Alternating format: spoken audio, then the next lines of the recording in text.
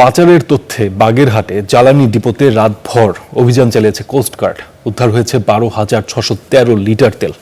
এই ব্যাপারে বিস্তারিত আরও জানাবেন আমাদের সহকর্মী এস সোহান।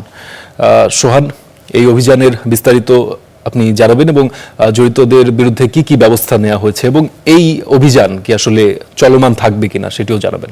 বাগেরহাটের মোংলায় একটি ডিপো থেকে জেলা প্রশাসন এবং কোস্টগার্ড যৌথ অভিযান চালিয়ে 12,613 লিটার ডিজেল জব্দ করেছে এবং এই খবরটি আসলে চড়াও হওয়ার পরে কিন্তু পুরো জেলা জুড়ে বিষয়টি আলোচনায় এসেছে।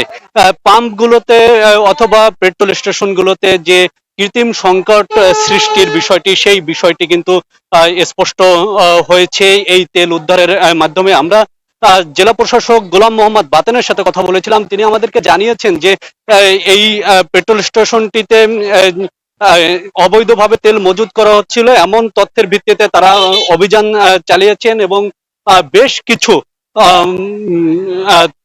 ডিজেল তারা উদ্ধার করেছে এবং এই বিষয়ে দুপুর নাগাদ বিস্তারিত একটি প্রেস ব্রিফিং এর মাধ্যমে জানানো হবে বলে আমাদেরকে জানিয়েছেন। এছাড়া বাগেরহাটের যে 23টি পেট্রোল পাম্প রয়েছে, প্রতিটি পাম্পে কিন্তু তেলের সংকট রয়েছে। আমরা এই মুহূর্তে বাগেরহাট শহরের সব থেকে কাছের যে petrol pump Khanjahan Ali filling স্টেশনে রয়েছি। এখানে কিন্তু দেখতে পাচ্ছেন যে প্রচুর পরিমাণ মোটরসাইকেল চালকরা তেলের জন্য অপেক্ষা করছেন। সকাল থেকে এখানে কিছুটা তেল দেওয়া হচ্ছিল, প্রতি গাড়িতে 300 টাকার করে পেট্রোল বা অকটেন দেওয়া হচ্ছিল, কিন্তু ঘন্টা দেড়েক হয়েছে সেই তেল দেওয়া বন্ধ রেখেছে এই পাম্প কর্তৃপক্ষ, যার কারণে এখানে কিন্তু প্রচুর ভিড় হয়েছে। এখানে কিছুটা হট্টগোল সৃষ্টি হয়েছিল কিছুক্ষণ আগে। এখন পুলিশের অবস্থান রয়েছে এখানে এবং পরিস্থিতি শান্ত রয়েছে।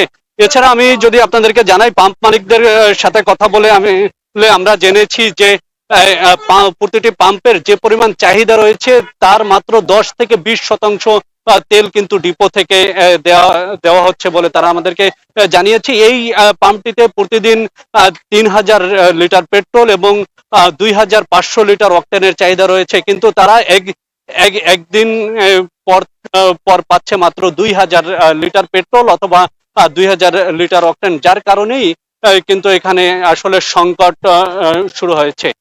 আসলে বাগেরহাটের খানজাহান আলী পেট্রোল পাম্প থেকে এই ছিল আমার কাছে তেল সংকটের সর্বশেষ খবর। সোহান, ধন্যবাদ আপনাকে।